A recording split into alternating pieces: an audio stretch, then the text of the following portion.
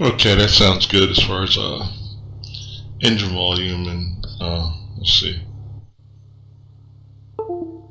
Very good, very good. Okay. Testing, 1, 2, 3, radio check. 1, 2, 3, 4, 5. Alpha Bravo Charlie Delta Echo. Sound check is good. Alright, so let's jump right in. Alright. Let's go to regular cockpit. Okay, welcome ladies and gentlemen. My name is Kieno Thomas and I'd like to welcome you to the second module of the Instrument Pilot Ground School.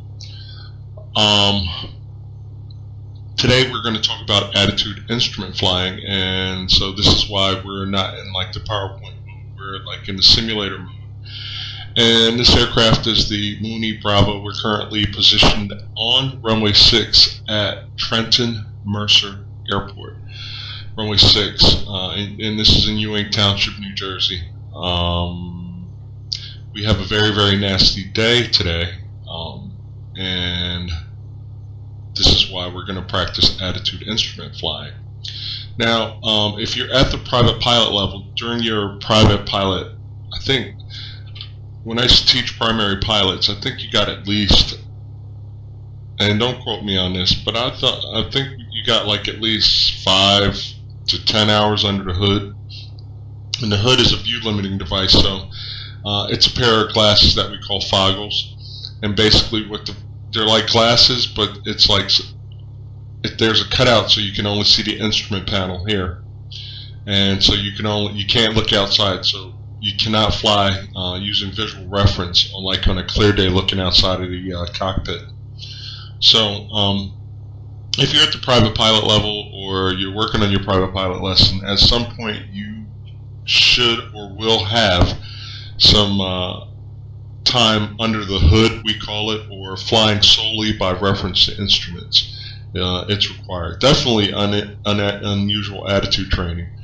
Alright, but before we do that, we have to develop a set of fundamental skills, and we cross-check our instruments. Now, we're not in the clouds right now. We're not in super low visibility, but we could see that pretty much the ground is level, and our attitude indicator is very, very important because this orange represents our aircraft, the blue represents the sky, the white here represents the horizon line, and the dark gray, or I guess you could call it black, but it looks dark gray to me, is the ground. So we're currently level, and this is how we maintain level flight attitude. Our basic 6 instruments are what we're going to focus on: the airspeed indicator, our attitude indicator, our altimeter, vertical speed indicator. This is a horizontal situation indicator, but basically it's a directional gyro, what we can call it, and our turn coordinator. Now, if you looked at the instrument module 1, by this point you should already know how these instruments work. This works off the pitot static system. These two are vacuum powered, but they're gyroscopes inside them. These are operated by driven by the static system. And this is an electrically, and you can see inside the instrument DC, which means direct current electric. This is what powers this turn coordinator. So we could look at these instruments. I can know whether I'm climbing or diving. If I'm diving, then the airspeed will build up. If I'm climbing, the airspeed will bleed off, provided my pitot tube and static ports are clear. And we got pitot heat here. It's on. Now it's off. To heat up the pitot tube in the situation where we will be in very, very cold temperatures, because the pitot tube could be iced over. And so let's see what else. Alright, as long as the vacuum system is functioning properly, we shouldn't see anything. But give me a little second. Manifold pressure. Just on another panel there should be a symbol, but not to worry. If the vacuum system fails, there's a flag that will pop up in these instruments, okay, and it will basically indicate that, hey, our vacuum system's not functioning. Let's just play with this for a minute. Hold on. I'm gonna pull a mixture. Choke out the engine. Now, when I choke out the engine engine-driven vacuum system should fail. Okay, now you notice that the attitude indicator is starting to tilt. We're still level, but this thing is tilting. That is because the directional gyro is failing. Let's kill the avionics power switch. Okay, so in this case the flag does not do, but in this instance, if you were losing your vacuum system and this thing started tilting, indicating a left turn, and you don't see your directional gyro indicating a turn to the left, as you see here, and we don't see the turn coordinator, then we would go to a turn coordinator and we'd say, hey, wow, this thing is saying we're level. Then probably this has failed. I would rely on this kind of with a grain of salt, because these are in the same system. The same vacuums, these are on the same vacuum system. So this is why we use redundancy to give us more than one type of system to rely on. So even though this fails, we can still maintain level flight by using this turn coordinator, as long as we keep the plane level as possible. Now, is it as accurate? No. But if our vacuum system fails, then what's going to happen is we're going to use the turn coordinator to maintain level flight. And as far as heading information, we're going to have to go to our magnetic compass. Alright, so for redundancy, we still have bank information, and we still have directional information via the compass. Alright, so let's see, I didn't mean to do that. Let's fire her back up. Okay, now as the vacuum system comes back up and alive, then the attitude indicator, the horizon bar, becomes erect and stable. Alright, and then it gives us a proper reading. Now, just I'm probably going to wind up shooting the ILS back into Trenton Mercer Airport. So let's just set that up. And I know this is a little lengthy, but this is really, really very important to understand. It's really, really important for us to understand, you know, hey, how we're going to operate. Let's turn on marker. ILS, nav 111.3. Looks good, feels good, is good. And cross check. Alright, so we're good to go with that. Alright, let me just make sure I didn't miss anything that I wanted to talk about. Alright, so yeah. So our fundamental skills. One of the fundamental skills is instrument cross check. We already talked about that. We know that these basic 6 instruments operate on different systems. Pitot static, static, static, vacuum, vacuum electrically driven, or gyroscope. There's gyroscopes in here. There's gyroscopes in here, but these are vacuum driven. This one's electrically, I'm tongue-tied, driven. Alright, so the first fundamental skill is instrument cross-check. Alright, now, regardless of whatever scanning technique, some people use a T-scan where we'll look at the airspeed. We'll start here, look at the airspeed indicator. If we're level, the airspeed indicator, the needle should not be going up or down. Alright, we come back to the attitude indicator, it's not acting stupid. We come back over to the altimeter.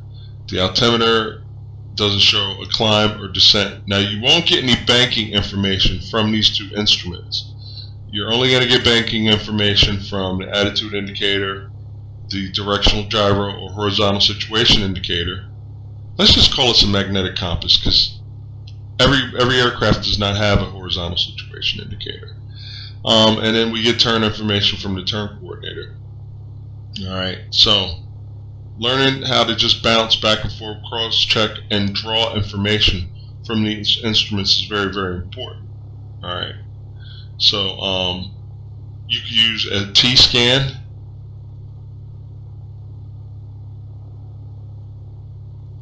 where we just bounce as we get into the clouds, and we use that to maintain level flight because we can't see the ground. I've heard of a V-scan. I've heard of an inverted V-scan.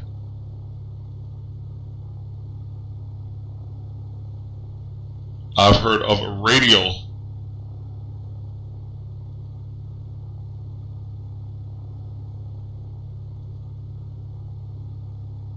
Now, there's some frequent errors that we have to watch out for. Fixation is one of them. As a flight instructor teaching students how to fly by instrument reference, I noticed when I was about to say kids, when students get in the clouds, they really like to over focus on the attitude indicator. But you have to cross-check. You have to cross-check with the other instruments to make sure that your vacuum system hasn't failed. You have to rely on other systems. Now, with this primarily for pitch information, we would cross-check airspeed, altimeter, vertical speed. For bank information, we would cross-check these two. Although these are both vacuum driven, this could fail and this one could be alive, but you have to back it up with this one. So we don't want to fixate on any one instrument. And conversely, we don't want to omit any one of the basic 6 instruments. That's why I think the radial scan is probably the better scan until you develop your skills. And emphasis. Emphasis on a single instrument. It's kind of like fixation, but emphasis on a single instrument instead of a combination. So I think fixation and emphasis kind of go hand in hand a little bit. Well, kind of, sort of. Like fixation, you're staring at one instrument. Like all I'm looking at is my attitude indicator. But if this fails, and as we turned off the engine and the miniature aircraft started banking left, the student will start to compensate and saying, okay, it's banking left, so I gotta turn right, and then you get yourself in a mess. Emphasis, you're kind of looking at one instrument, or you're relying on a single instrument instead of a combination. So to me, I think, they kind of go hand in hand, but the 3 frequent errors are fixation, omission, and emphasis. We have to interpret, so that's the second skill. The first one is instrument cross-check. That is the first fundamental skill. We have to interpret what the instruments are telling us, and then we have to control. Alright. In another video, we're going to talk about primary support, but primary support is an attitude instrument flying concept, and that's the first one we're going to talk about. But let's get this plane in the air, and we will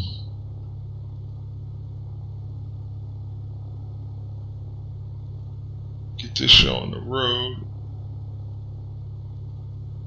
Fuel boost pump.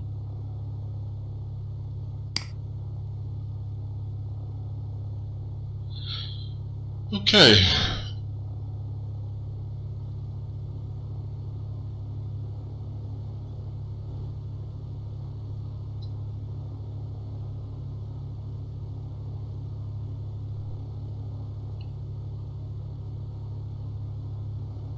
Just trying to, wondering why. Okay, there we go. I see what's going on. Alright, I'm just getting it trimmed out. And we're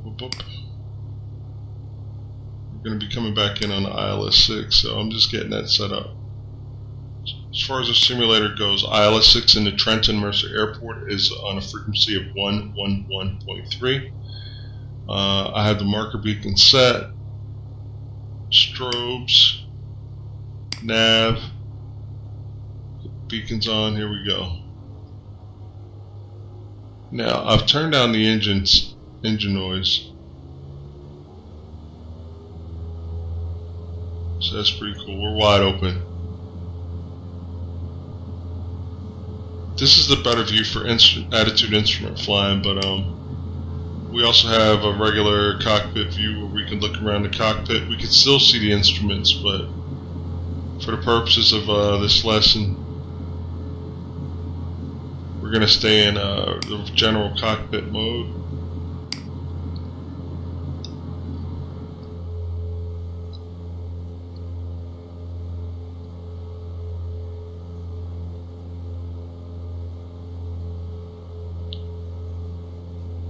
Okay, just getting her trimmed up.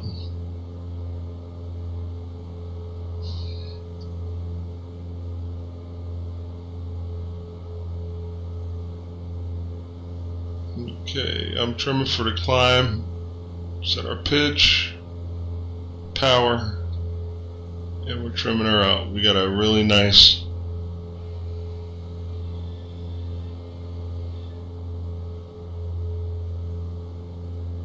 Okay, so we're pretty much in the soup right now.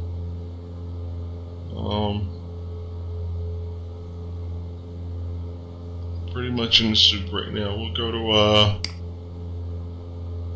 virtual cockpit for a moment. We're looking outside. This is pretty much what it looks like. The visibility is very much reduced. You cannot see the horizon.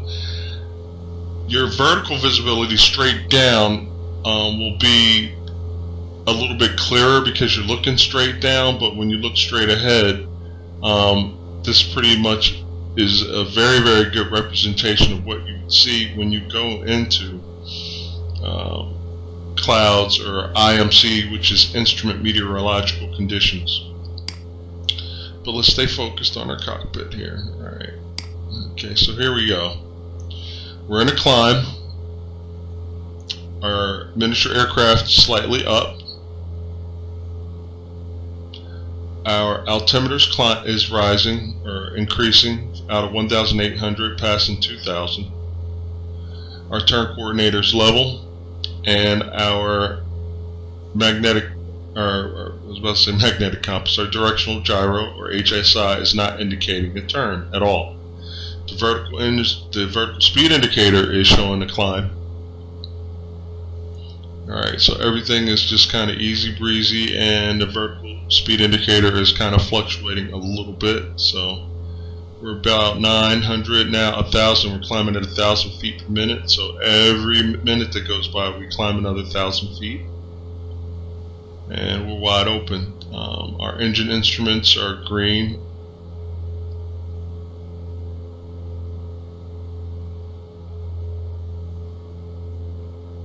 Fuel's good. It's always great.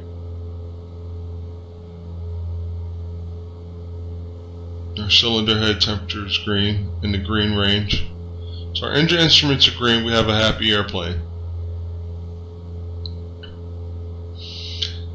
So we're going to keep a climb going till 4,000. Actually, okay, it looks like we're topside, or we're in between cloud layers. If you look out there, we could start seeing blue. So we'll level at 4,000, and we'll execute a turn in the opposite direction. We're basically runway heading, and we just flew it straight out.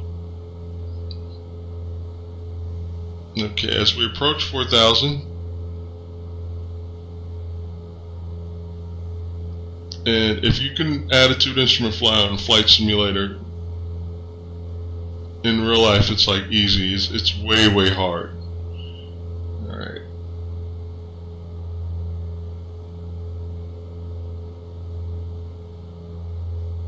Okay, power pitching. Setting the power.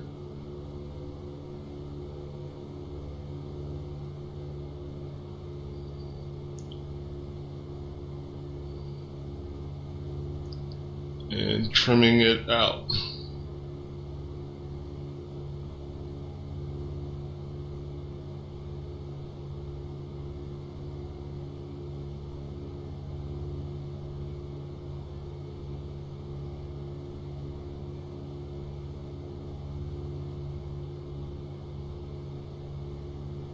Now as I'm doing this, I'm just cross-checking my instruments. I'm looking at my airspeed indicator.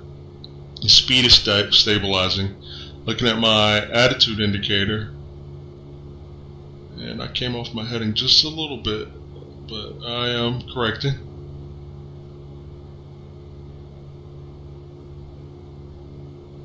Slightly above my target altitude. Back on heading.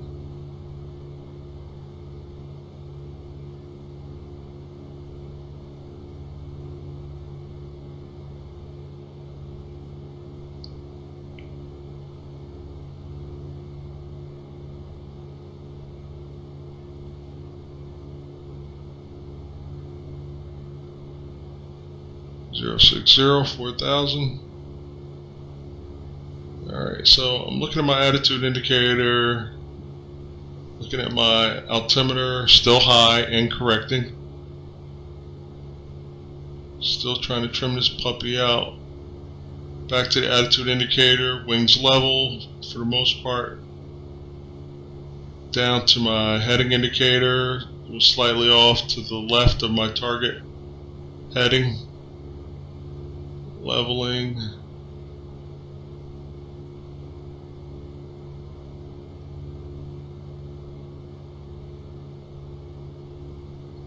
Alright, no autopilot, just kind of doing this by hand, and this is very, very hard to do in Microsoft Flight Simulator. So if you could do it here and maintain this level of proficiency plus or minus 100 feet, you're doing damn good, because it is not even this hard in the airplane. Seriously, in real life, in a real Mooney or Cessna, it wouldn't be this hard at all. Another little weird thing is that you lose altitude in banking. I'm going to execute a right bank, standard rate turn. Here we go, and notice how the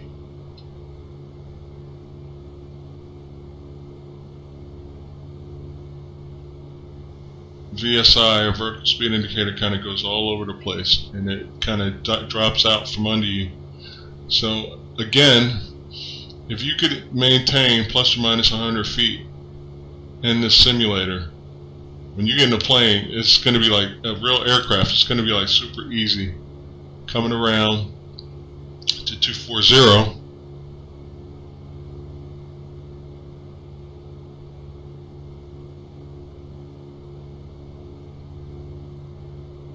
Or you wind up like putting in a whole bunch of nose up trim, and then when you roll out on 240, then you're going to have to wind up taking it out. Rolling wings level. Alright, 240. Alright, I got to take the trim out now, because I put it in for the turn to maintain my altitude. Alright, 240 now. Okay, again, we're rolling back, we're wings level, 240 in the heading, and we're 4,000 feet, which is our target altitude. We always climb with full power, as I was at full power,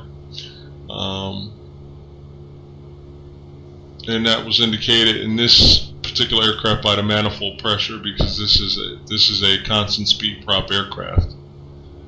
All right. Attitude indicator. So I'm just kind of scanning. I'm not omitting any instrument. I'm kind of looking at them all, because they all rely on different systems, and they help keep me safe. For the redundancy of it all keeps me safe. Redundancy is just backing up, thing. So let's see here. Take some more. Put some nose down trim in. 240, slightly right. Alright, but I'm just putting in very, very smooth inputs.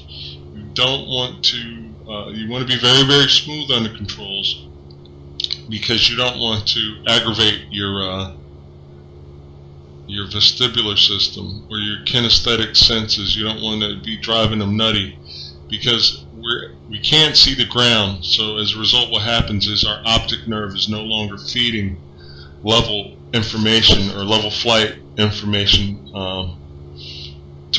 via our optic nerve to our brain. So As a result, what happens is the brain's like, look, the optic nerve is not giving me anything, so your nerves and your feet and your butt as you're sitting in the cockpit are going to be giving your brain information in your middle ear. Your semicircular, your middle ear, the semicircular canal is going to be sending information to your brain, and your brain's going to try to take that conflicting information to make sense of it. But you cannot fly by what you feel. They call that flying by the seat of your pants, which is really, really bad. You have to rely on your instruments. You have to keep scanning. You have to rely on your instruments. You have to understand how they work, and you have to understand that they could fail, and what tendencies would you see if they did fail. Sorry, I'm just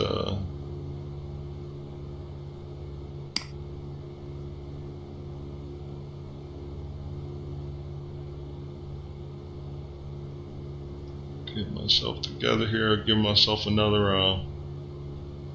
nav2.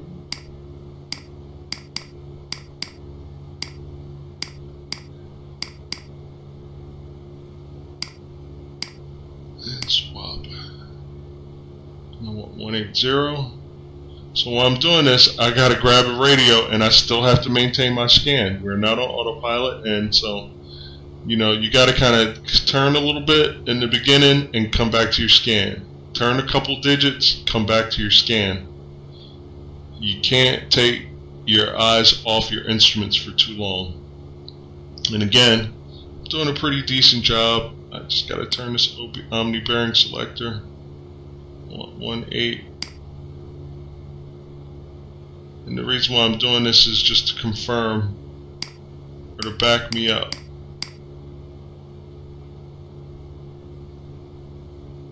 Okay, looking good, looking good, looking pretty decent.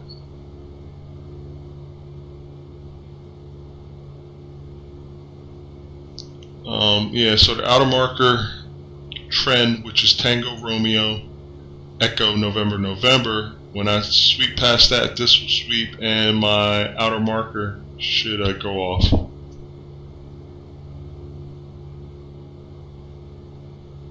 This is really a fight. Just stay plus or minus 100 feet and plus or minus 10 degrees on heading. The vertical speed indicator is woof. But again, we're putting in very small corrections.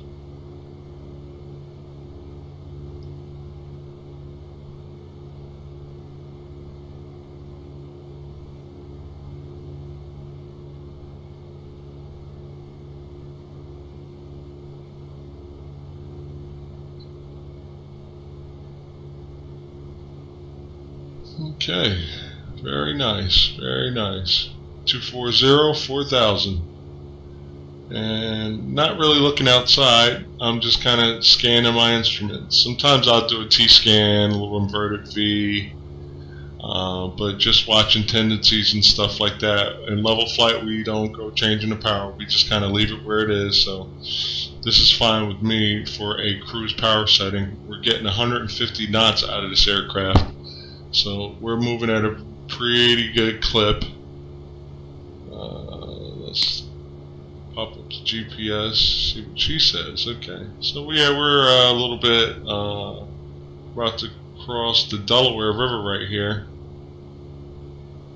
Back to our scan. Remember, we cannot take our eyes off the scan too much. We could take this, and this instrument would be positioned somewhere else anyway. So we could put this up here. We could put it up there as a backup. Trend, which is TT, is right there. The outer marker. And all in all, looking really, really good on our scan. 240. Slightly low, correcting, but see, when you're doing a good scan, you catch stuff like that. Okay, we're, you know, we're about 30 feet below our target altitude, so we make a small correction. Alright, so this is what attitude instrument flying is all about. We're not emphasizing on any one instrument. We're not omitting any instrument, and we're not fixating at all. All right. So if you were doing the right thing as far as your instrument scan, you should not be too far off target as far as your heading or your altitude. And you should catch little tendencies when they happen, because this is a very sensitive instrument. The vertical speed indicator is telling us how fast we're climbing or descending in hundreds of feet per minute. So this thing will immediately give you a reaction. Now, that does not mean fixate on it. You're still going to compare your other basic 6 instruments. So your altimeter is really not going to be a telltale right away. So this is an instrument that you want to kind of be in tune with, as well as your attitude indicator. But you have to understand, your static ports could get iced over. Your ram air on your pitot tube could get iced over. Your static port could become iced over. You know, we do have pitot heat, like we just demonstrated. Turn the fuel pump off. But that is basically it with your instrument scan. We execute it. We're going to do a couple more turns. Again, when you're using the simulator, the vertical speed indicator is going to drop. The nose is going to want to drop.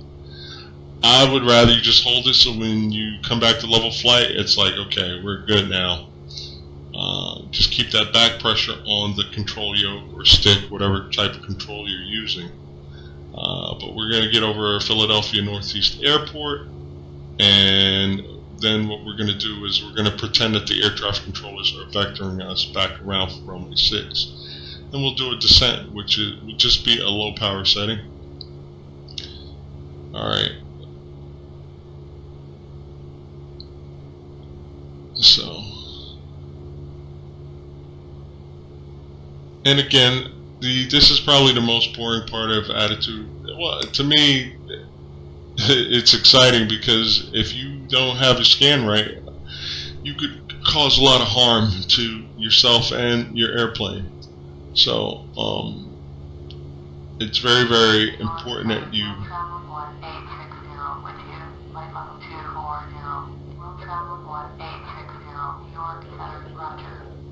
it's very, very important.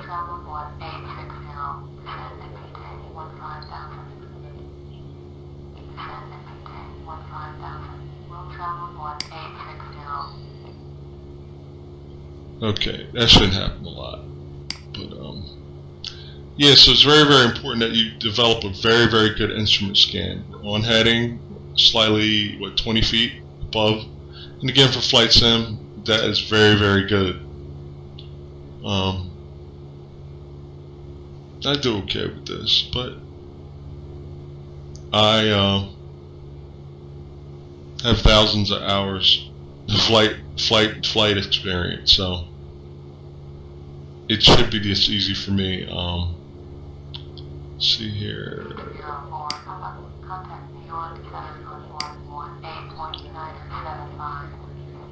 Okay. Okay, we're going to execute a right turn. Left, yeah. Right turn, we're going to turn to 090. Right turn 090, 4,000 is our target altitude, standard rate. See, the vertical speed indicator is going to drop on me, so I got to put that back pressure in. Standard rate, attitude indicators banking.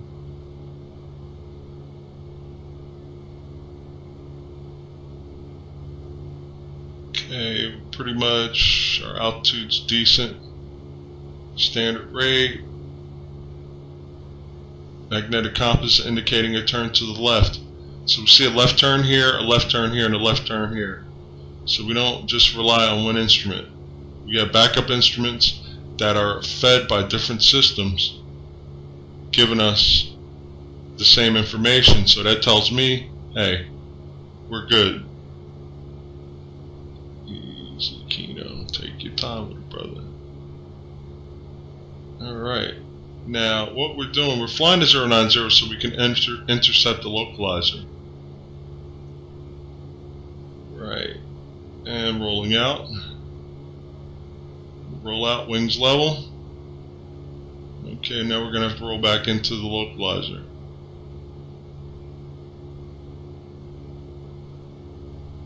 And what we'll do is we're going to reduce power because the glide slope is coming in, and so we're going to come off our altitude of 4,000 and start chasing the localizer. So I'm going to allow the vertical speed indicator to drop.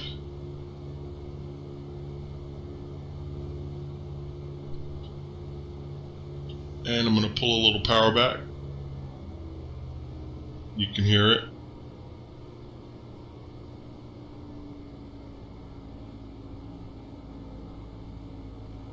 Slightly left of course.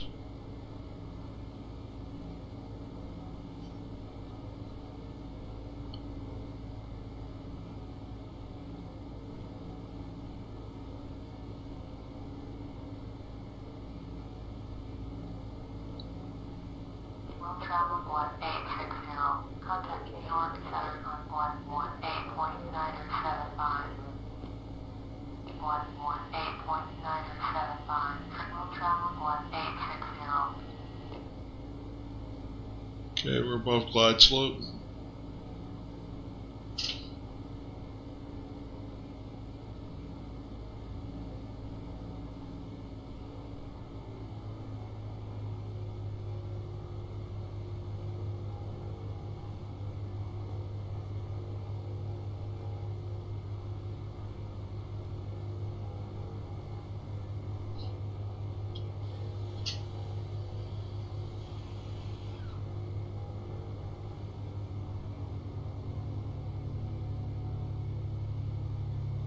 Slightly left still, correcting.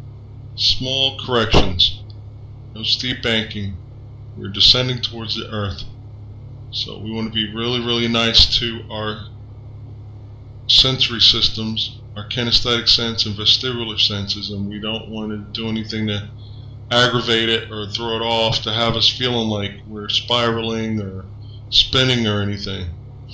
On glide slope, slightly right of course, correcting.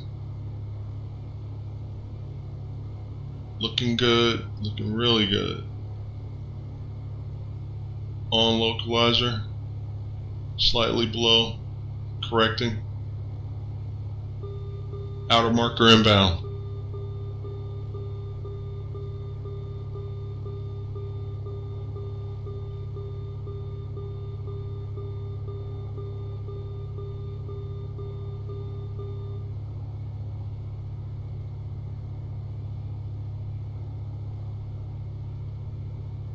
Come on, mama. Alright.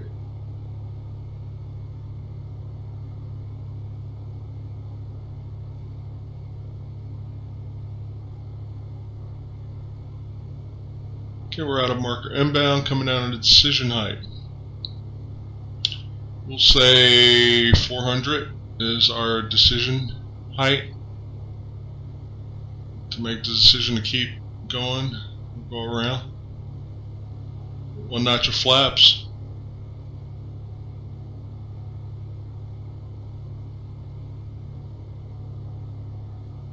Still slightly low. We had that glide slope for a minute there. This trim is not cooperating, but we will get the job done. Best believe that.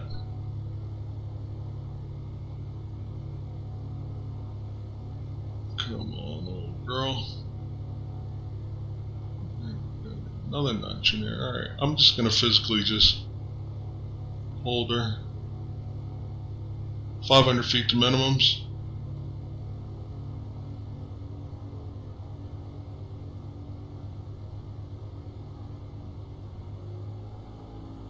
$400 feet to minimums.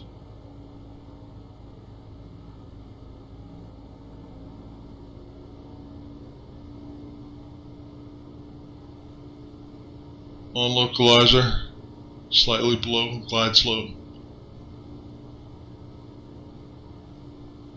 on glide slope.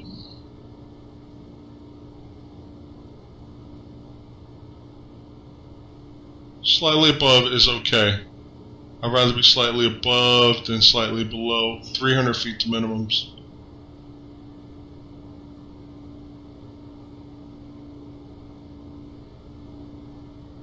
$200 feet to minimums, and I have the runway in sight. I have the approach lighting system.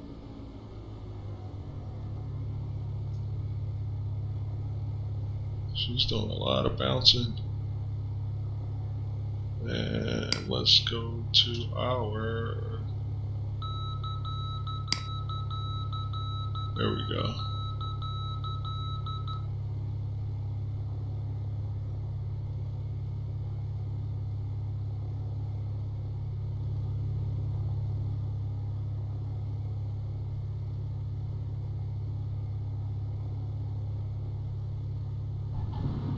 Touchdown.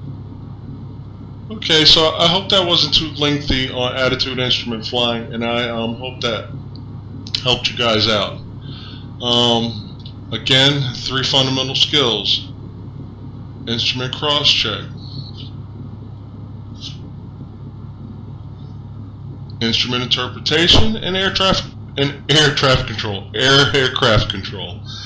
So those are 3 fundamental skills: instrument cross-check, instrument interpretation, and actually controlling the aircraft, which entails understanding, looking, and not fixating on certain instruments.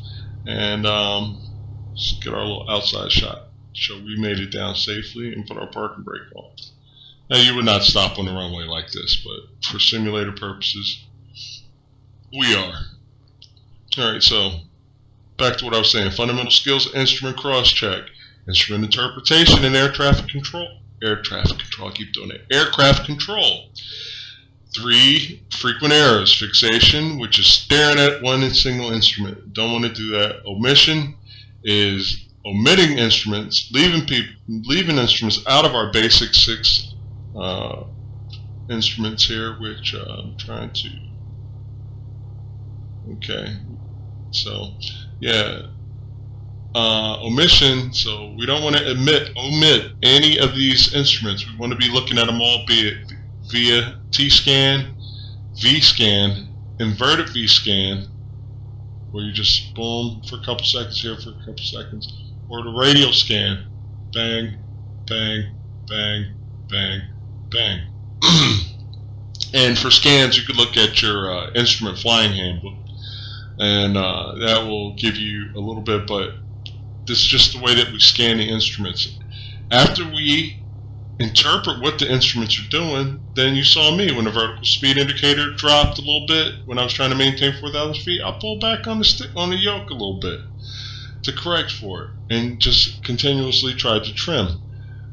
So I guess the next video we're going to do is on attitude and primary support. Yeah, primary support. So hey, I hope this video helped. I hope you guys enjoyed it. Please like, subscribe, and share to anybody that's thinking about getting their instrument rating.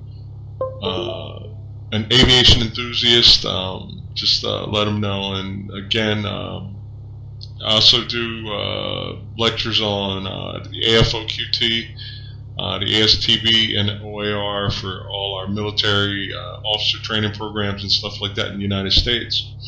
So just check me out. I hope you guys liked the video. This is Kieno Thomas with Kieno Training Systems. Have a great day.